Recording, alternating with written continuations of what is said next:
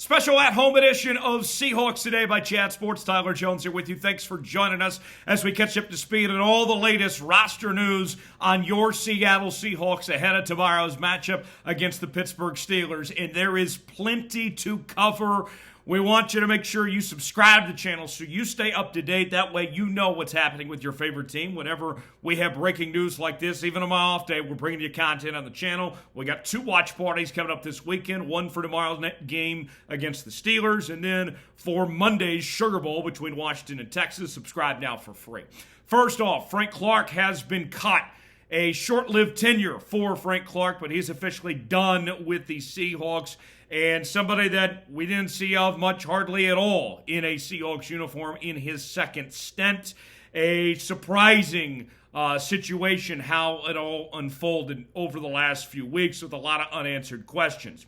Jamal Adams, he's headed to IR. Also, Eskridge is headed to IR as well. Jordyn Brooks downgraded to out for tomorrow's game against the Steelers. Also, Patrick O'Connell's been activated to the 53-man roster, as has Okada and then Jake Curhan also activated to the 53-man roster. Couple of game day elevations from the practice squad to the active roster for tomorrow includes Faoliu as well as Kelvin Joseph. Let's start with Frank Clark on the Frank Clark end of things. Some of you right away are going to say, why did they even bother bringing in Frank Clark? What a waste of time, waste of money for a guy that just simply did not produce, that was not on the football field. And all of that is valid, and it's understood if you feel that way. But let's get down to the nitty-gritty of this. At the end of the day, for the Seattle Seahawks here, this did not cost them anything, bringing in Frank Clark. It was a very cheap deal. It didn't cost them from other players that they sought after. They still made every move they wanted to at the trade deadline with Leonard Williams and all that. So at the time we told you when it was a possibility, when Frank Clark was looking to move on from the Denver Broncos, that it was a low-risk, high-reward situation. Unfortunately, it didn't work out, but it didn't hurt you. You are not any different of a football team today when it comes to pre-Frank Clark as opposed to after Frank Clark. It did not hurt you. I can live with the experiment and it not working out. That's fine with me. You give that roster spot up to somebody else.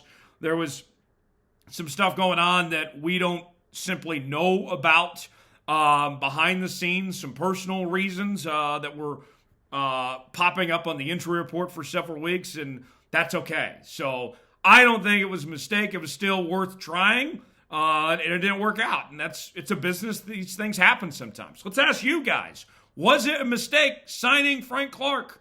Y for yes, N for no. Weigh in the comment section. Tell us what you think of our pinned comment today, if it was a mistake to bring in Frank Clark or not.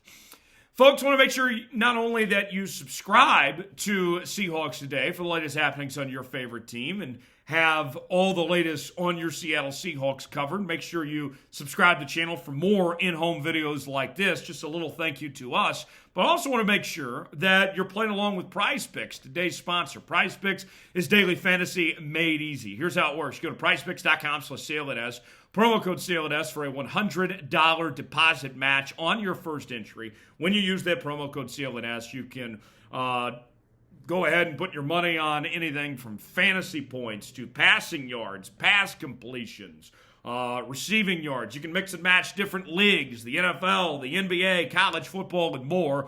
And this week, I'm mixing things up on Prize Picks myself. Michael Penix with more than 2.5 passing, rushing, or receiving touchdowns against the Texas Longhorns on Monday night. DK with more than 58.5 receiving yards tomorrow against the Pittsburgh Steelers. If both those hit, we're turning $20 into $60 on Prize Picks. Play along with me. PrizePicks.com/SailItS. Promo code SailItS.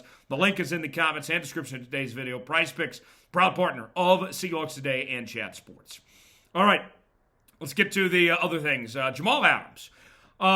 It has been a downward spiral over the last few weeks. This season was supposed to be the big comeback season for Jamal Adams, and it just simply hasn't worked out that way. Jamal Adams, when we've seen him on the football field, he has not looked good, and he has struggled mightily in pass coverage this season. He's been a liability for this Seahawks team. And I know he's had the injury issues, and I think his body just kind of caught up to him. And, for the Seahawks, it sucks that the way this played out, years down the road of this being the worst trade in the history of the Seattle Seahawks franchise. I hate that. But where this Seahawks team, it's best that they move on. I would be surprised if Jamal Adams is back in a Seahawks uniform next year, even if that means they have to cut him and pay him all that money, count against the cap. I think they will. I think we have seen Jamal Adams play for the Seattle Seahawks for the final time, and end of story. That's just it for me. It's unfortunate, but that's what I think is going to happen here, that this is the end for Jamal Adams. It's sad. A lot of potential, a lot of talent just wasted. But Jamal Adams just is not the same player that he was. And we've seen Julian Love really emerge, and he's had a really good second half of the year, had a breakout game against Philly with those 2 interceptions. I think this just means a more increased role for Julian Love. And ultimately, the Seahawks are going to be okay. It's not the end of the world losing Jamal Adams here because of how much he did hurt you. Eskridge going to IR. Man, another kind of sad story, similar to Jamal Adams. You spent a second-round pick on this guy and have given him every single opportunity, and he's shown the flashes in camp, and, everybody says this guy has got the potential to be great, but can't put it all together, can't stay healthy. And so at the end of the day, it sucks, but life goes on without Eskridge either. Going to IR, it's not a surprise by any means. Jordyn Brooks, that injury, him being downgraded out against the Steelers, I got to tell you, that is the one that makes me nervous. Of these things, these roster moves and everything that's gone on, Jordyn Brooks being out is a biggie, because here's a guy that is having an awesome season this year, that he and Bobby have been big time together, great running mates. They've been a nice thunder and lightning combination as middle linebackers. And we've seen Bobby take a lot of pressure off Jordyn Brooks this year. Jordyn Brooks is having his best year as a pass rusher that we've ever seen. But what happens when Jordyn Brooks is out, unlike with Jamal Adams, with Jamal Adams out, okay, you go to Julian Love, everything's fine. You don't even miss Jamal Adams. When Jordyn Brooks is out, then you turn things over to Devin Bush, and that isn't ideal. Devin Bush has looked very bad when he's been on the football field. He looks like a deer in headlights. And I got to say, if I'm the Steelers, who are very familiar with the work of Devin Bush, after having played with them to start his career, I would be very happy to be facing Devin Bush tomorrow. And if I'm the Steelers, I'm going right after Devin Bush. In the pass game and the run game, I would do whatever I can to attack Devin Bush, because that is a clear liability for this Seahawks team. It has me nervous about what Devin Bush is going to do tomorrow. So just being frank there.